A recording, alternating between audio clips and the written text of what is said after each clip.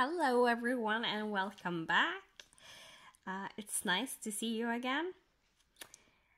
For you it will be a week since the last time you saw me. For me it's been like 2 minutes because I had to go and take some medicine.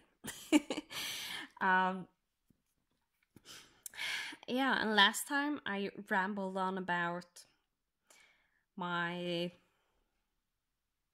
plans for next year, how I want my rotations to be and so on. A little bit about Magical School of Stitches.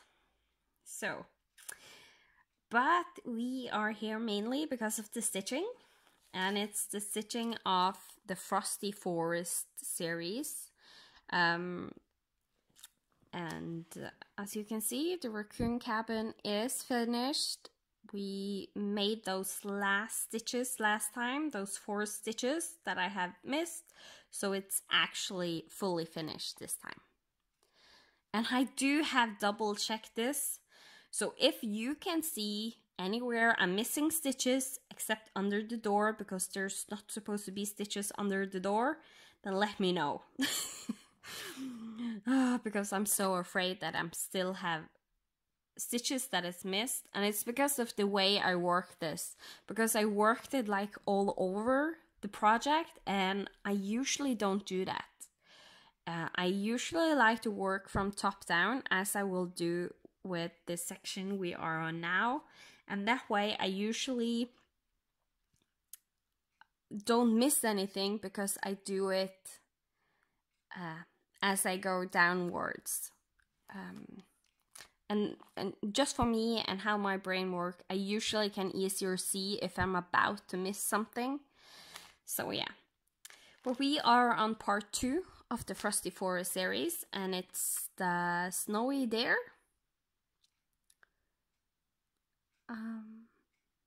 It's the Frosty Forest is a series by Cottage Needleworks.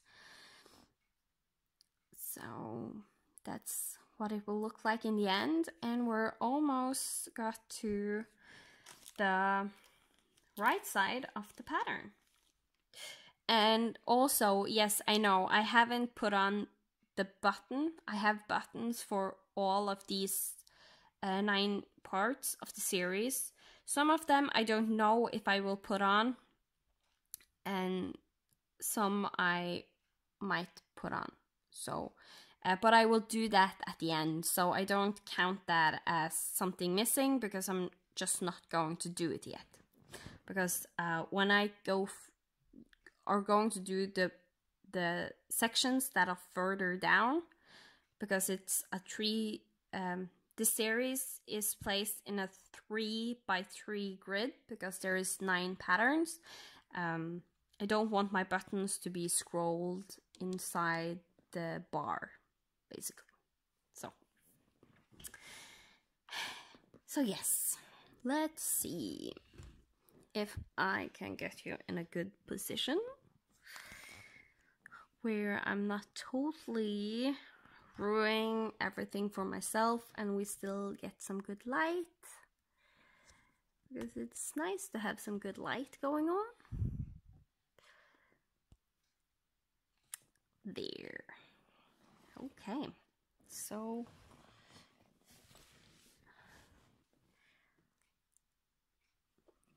let's get started.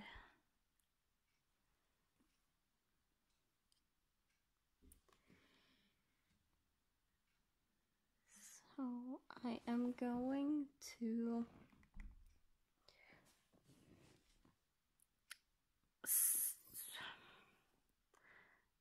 stop stitching these white stitches soon, not because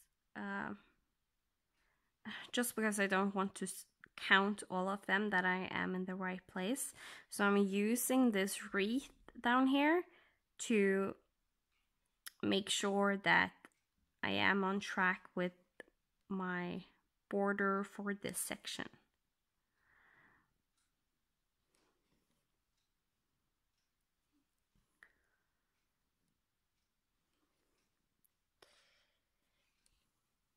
I'm going to park it.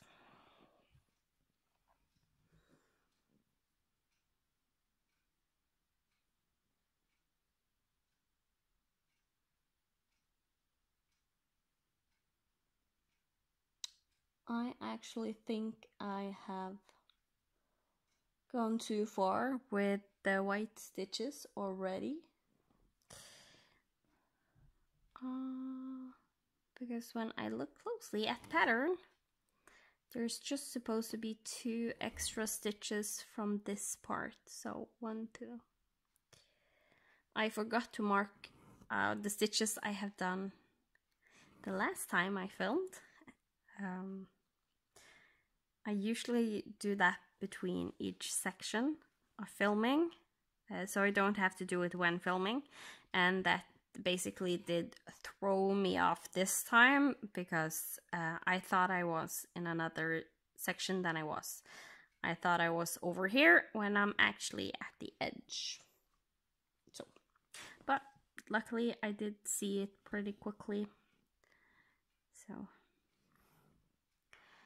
next time I stop recording, I definitely need to mark my pattern.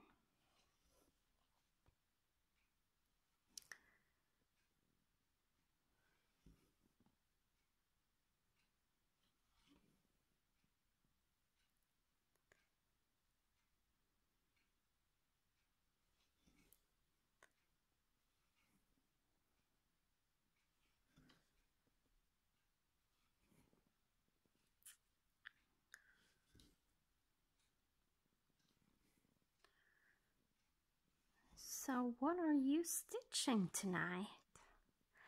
I know there are a lot of you stitching together with me, and that is so fun to know. It's like, because when I sit and film and stitch, I sit and imagine that you are all stitching together with me, and that just makes it so much more fun, because you are just in the future. You're sitting and stitching with me. So I am also planning to increase my Stitch With Me videos that I do on my channel, because that is something I miss on the floss tube community, is more Stitch With Me's, especially close up. Maybe more Stitch With Me's that talk about like why you do the way you stitch things, and because when I watch Stitch With Me's videos, I really like the ones that are like almost a tutorial that teaches you things, because as I said the last time you saw me, and like I think I have commented more than once, I do like to progress in my stitching, become a better stitcher, and if I can like do two of the things I like at once, that's fabulous. So watching people stitch, I actually watch people stitch. I don't stitch when other people, I'm watching them actually. I like to watch people stitch, and if I'm at the same time can learn more about stitching or get like a repetition of stitching, maybe something I forgot, or yeah, just stuff like that, I really love that. And I think that is why I try to explain a lot of the things I do when I stitch, because that's basically how I would want to watch Stitch With Me. So yeah, I'm thinking about maybe doing some more Stitch With Me's, just not this A to Z Stitch With Me, and to show off more parking, because I still feel like everywhere there are people like, oh, how does parking work, and they still haven't managed to wrap their head around parking and how it works. And so yeah, maybe try and help someone to understand how you can do parking.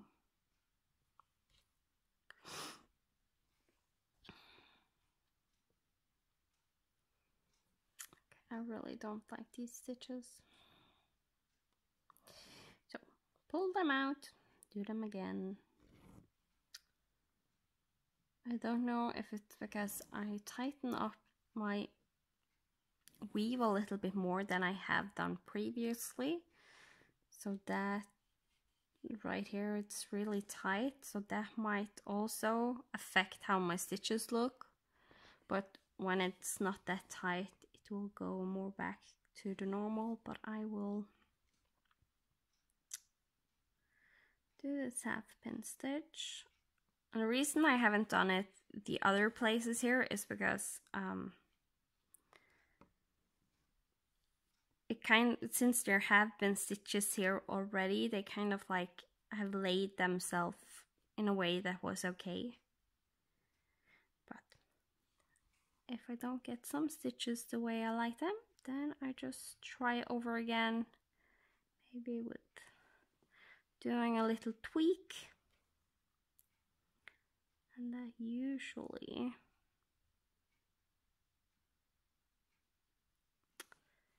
help my stitches. That looks much better. And the thing is, when I do tweak it a little bit, when I redo it, I don't know if it's because I did redo it and I'm just more cautious, or because some of the tweaks I do suddenly makes it look better. But anyways, it looks good now, and then I'm happy.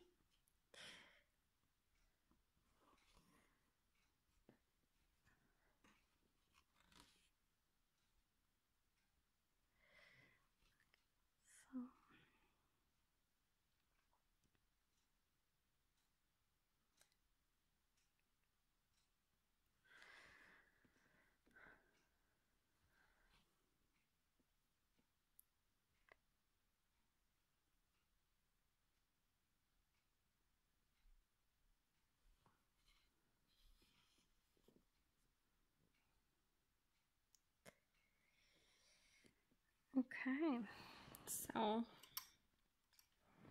this is one of the few times that parking in the middle, I need to move my floss, because when I'm pin stitching, I don't want to pin stitch this floss in the middle, because it's not where it's supposed to go. It's just temporarily place I did put my floss.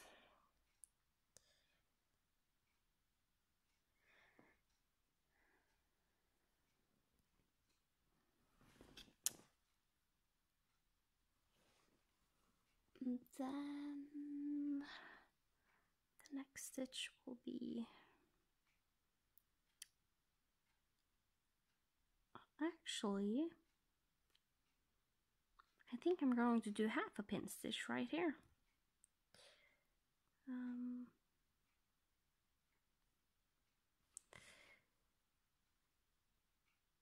And park it there. So instead of the floss going on the back here where there's not stitches, it goes underneath the green.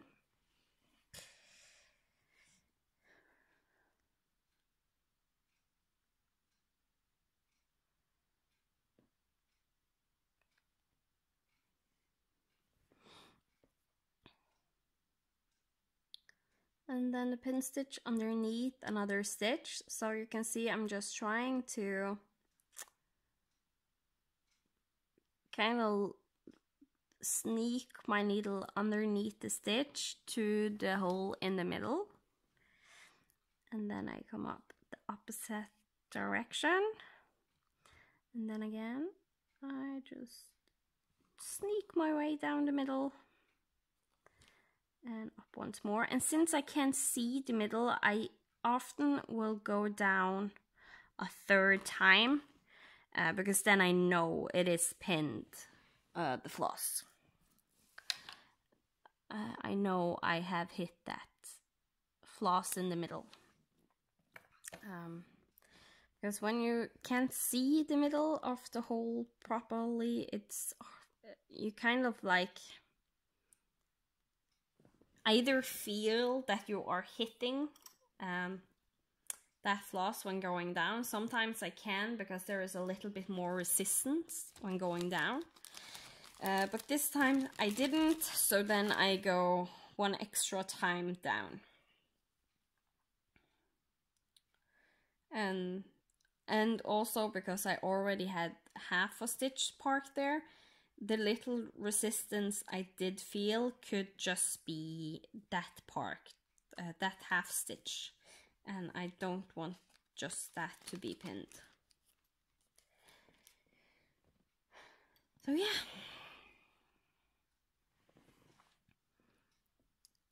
Alright, let's continue this border.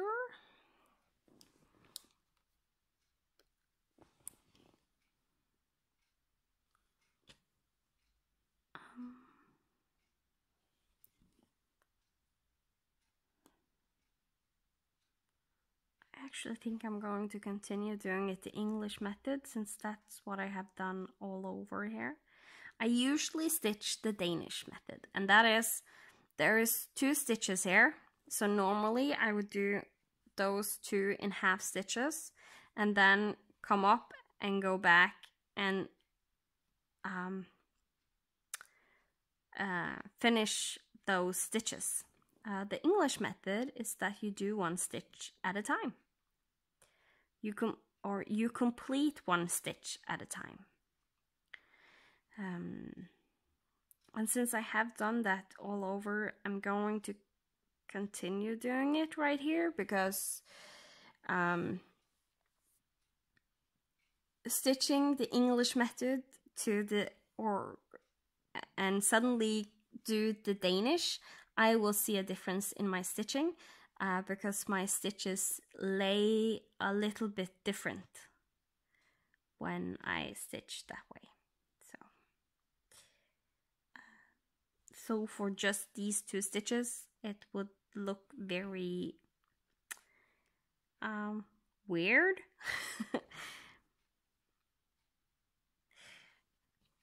Doing the Danish method.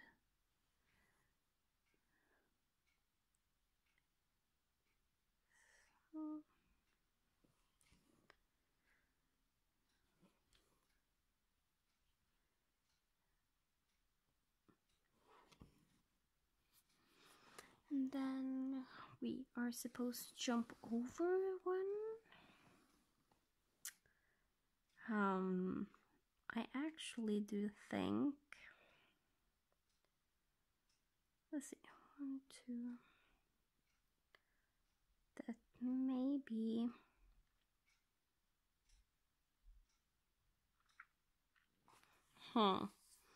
because now on the back,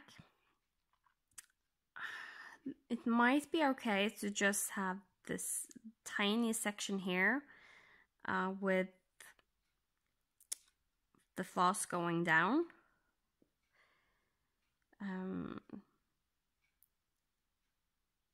But I find that going straight down, it might you might see it a little bit more. So either I need to do a new half stitch that goes to this edge of that stitch, or maybe if I do like a pin stitch on this stitch right here. So if I do like a pin stitch and then go over, yeah, that looks fine.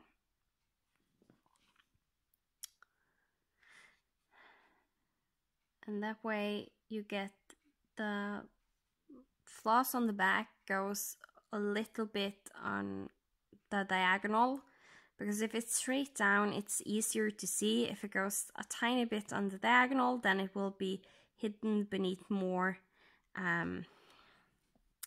of the weave.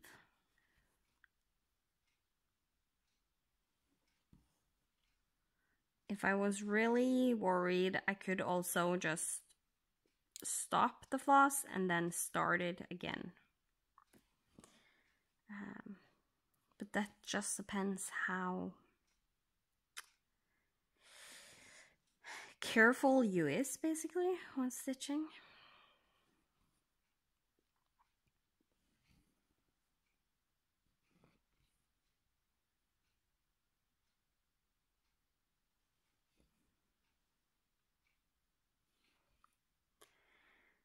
We reached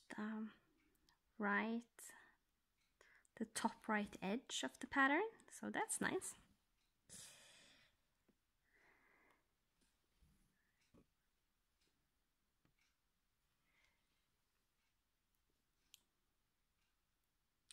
And this time it will take a little bit longer before we reach the bottom, since I am going to work my way from the top down. So basically now I'm just finish off this floss because I know there is like, I think the pattern is 65 by 65 stitches. So if you take away these 3 stitches right here, where one there, the blank stitch and the 2 white stitches in the corner, and do the same on the other side, then you have 6 stitches. So I know this will be 59 stitches long, and there is no chance with this length of floss that I will do 59 stitches in a length. So I'm just working down. I don't count or anything, just stitch. Those stitches will be counted when I mark off my pattern when I'm done filming.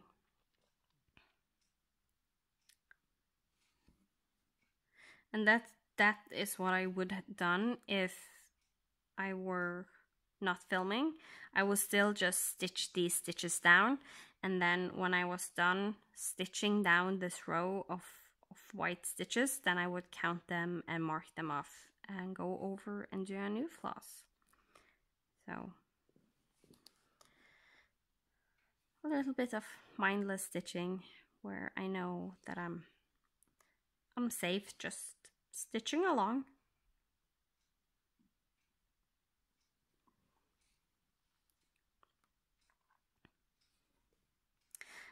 And I think that is also why I like doing patterns the way I do, like going downwards, because you always constantly change how you stitch. Like sometimes you really have to count and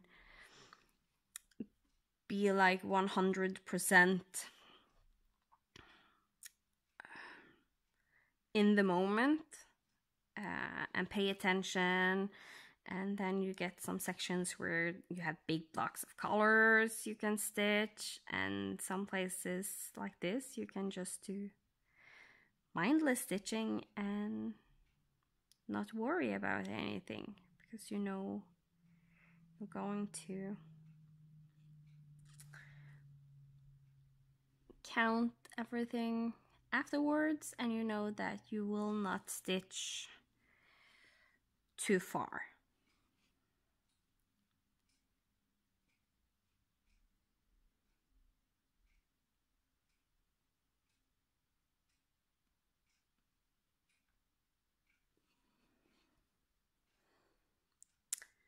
And then it's time to pin stitch.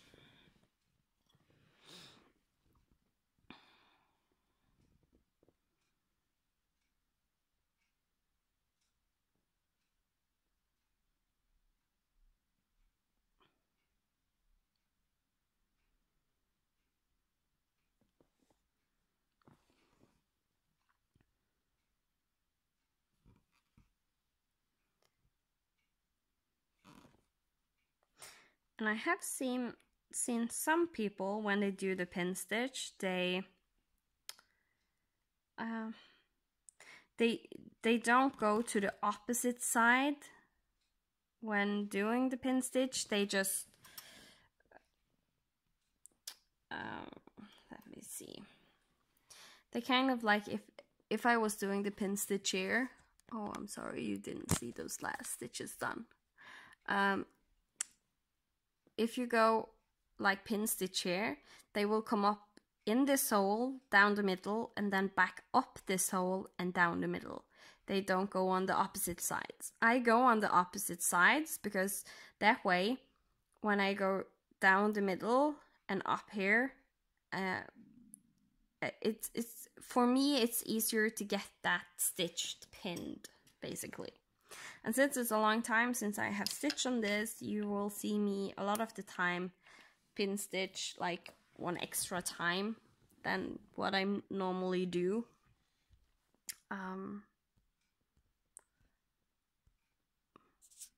Because that's how I am. Okay, so when I did the pin stitch here, I got 2 lengths of floss, and they were pretty long because I had recently started a new floss, did a few stitches, and then had to pin stitch. And when doing the loop method, you then get 2 lengths of floss when you cut it. So I cut it here. So instead of having to do the pin stitch to start up here where there was already a stitched pinned, I just separated those 2 threads, and one of them I used here so I could do the loop method, and the second one I have here. And to just get this I used up, and I often will do that instead of putting it back, I will start doing some of the stitches down on this side. So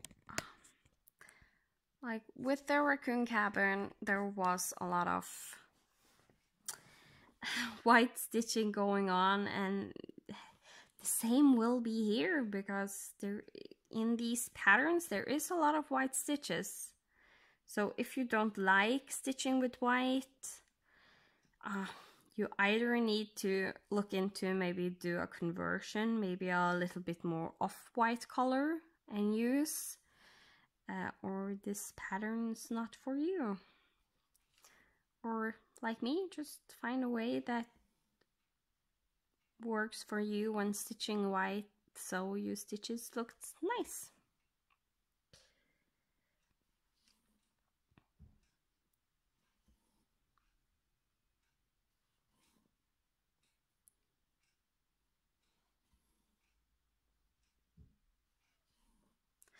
And when I do go down on the second leg, like here, you can see I try to angle my needle a little bit to this side, and that is so I catch on the back when I go from here to here, there is a floss going straight down here on the back. So I kind of like try to get on at the left side of that floss, so in a way it gets tucked in a little bit behind the stitches, so you can't see it as well from the front.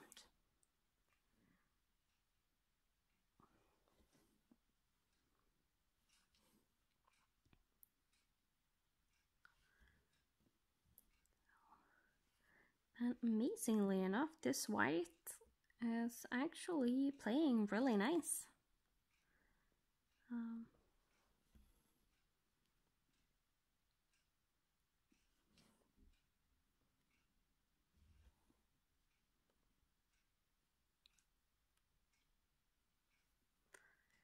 I don't have a big need to railroad my stitches.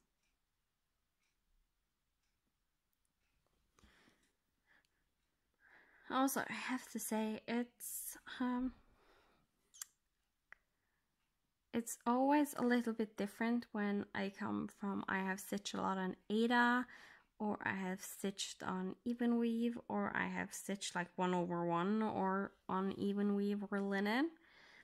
To suddenly come back to linen, it's a little bit weird getting used to the fact that some of all your stitches will not look the same at all because of the weave of the fabric. So some of them will look a little bit more squished together like this one, and some of them will look I don't know if I have a good example right now. That stitch looks like really wide. So it's so yeah, it takes some getting used to.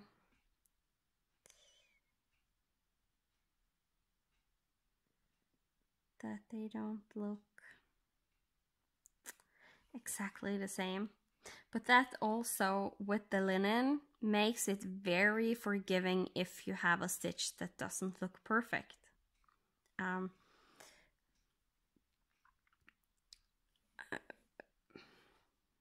The linen makes it so it's actually less noticeable if you have a stitch that doesn't look as good, because it's linen. And in the end, not many people will be close up, see your stitches, and I know a lot of people don't worry about how their stitches look, and that's okay. Mostly I like my stitches to look nice, because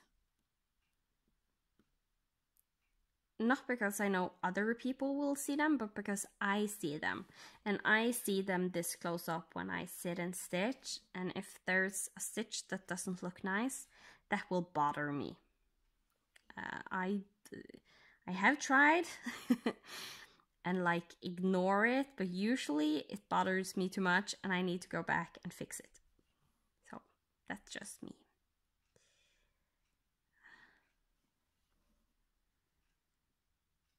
Let me just say, if I ever went to a psychologist and they told me I have OCD, I would in all honesty not be surprised.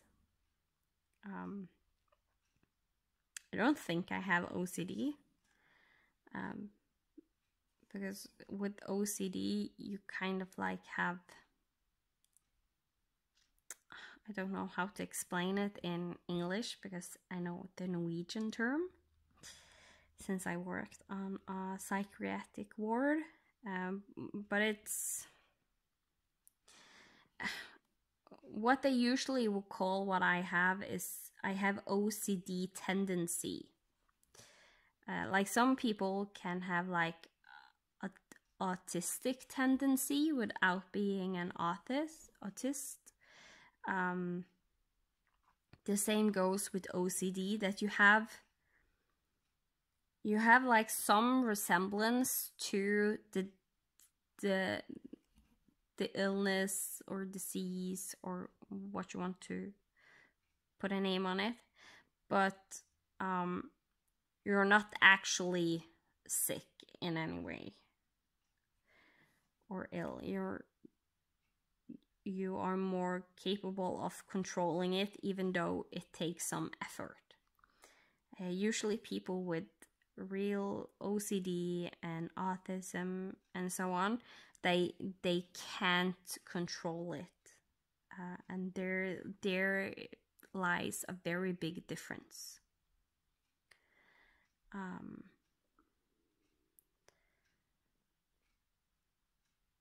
My sister, she is born with she is disabled, both mentally and physically. She is she has some reduction, and one of those things is that she has autistic tendencies. She's not a real autist. She don't have real autism because she has another syndrome. But the thing with her is that since she's mentally not on the same level as she should be, she is now 18 years old, and in her head she is mentally as a 3 to 5 year old. So some parts in life she is a 3-year-old, and some parts in life she is 4 or 5 years old. but she's not mature enough in her mental state to be over that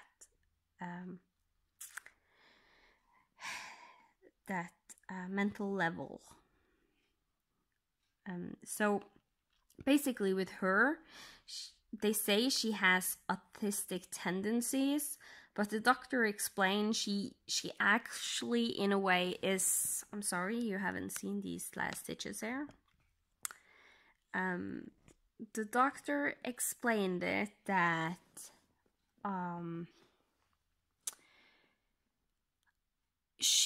because she is a 3-year-old, when it comes to handling those types of situations, she actually is almost an autist, because when you are 3 years old, you are usually very hot-headed, and you have trouble controlling your anger and so on. So when things go wrong for her, an autist, if things doesn't go the way they like, they have a tendency to get frustrated and angry. They need routines, and they need they need good routines in their life, and that thing go as planned. But with her, since she's a 3-year-old in her head and have autistic tendencies, she basically is an autist, because she can't control her anger. If things doesn't go the way she wants, she gets angry and she lashes out, and she really don't have a control over it because she's 3-year-old. So the reason why she hasn't diagnosed autism is because if her mental level increases, so in her head she evolves and will be like older in her head, then she will have autistic tendencies, because she will be able to control it.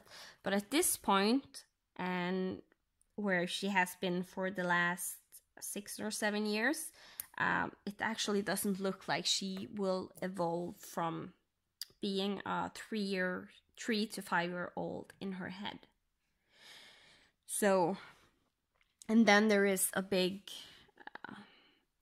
and then the doctor said that if she doesn't evolve and it continue being that way, there is a good chance she will get the diagnosis autism on top of everything else she has.